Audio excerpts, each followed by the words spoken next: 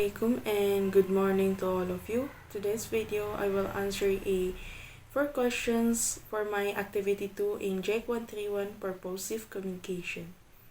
Describe your ability to adapt your communication style to a different context and audience and provide a specific example.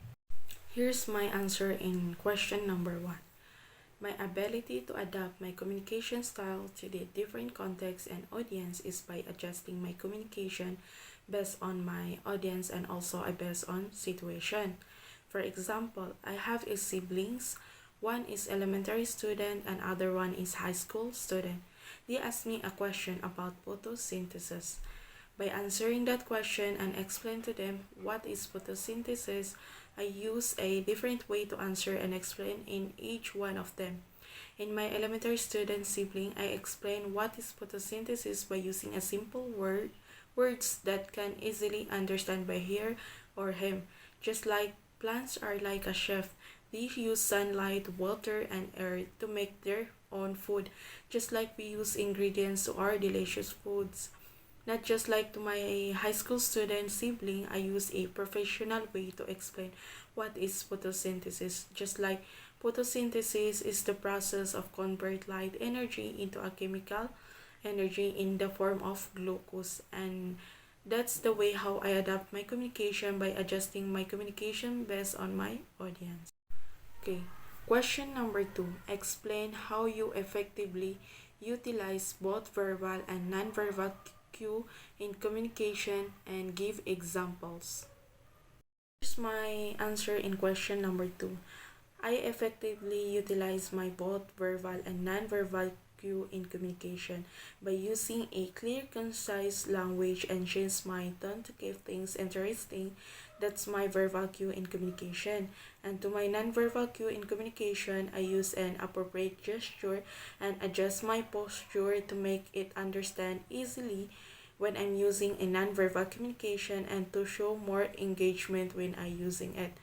For example, I'm in front of my classmates reporting about the steps to how to play a badminton. By explaining it, I encounter a complex concept. By to explain that complex concept, I might use a hand gesture or body posture to illustrate the steps that involve. 3. Describe your approach to handling conflicts or difficult conversation and provide a specific example. Here's my answer in question number 3. My approach to handling a conflict or difficult conversation is I approach the conflict calmly, listening to all sides before I state my own perspective, and I focus on the issue, not personally attack that conflict, and work towards a solution that satisfies everyone involved in that conflict. For example, if my two friends arguing, I facilitate a discussion where each my friends can explain their own perspective, and I help them identify their common ground and find a compromise that works for both of them. Number 3. Explain how you practice active listening and provide thoughtful responses and include a specific example. Here's my answer in question number 4. I practice my active listening and provide thoughtful responses through paying close attention to what speakers say, asking a question, clarifying it, and summarize the points of the speaker said and making sure of understanding.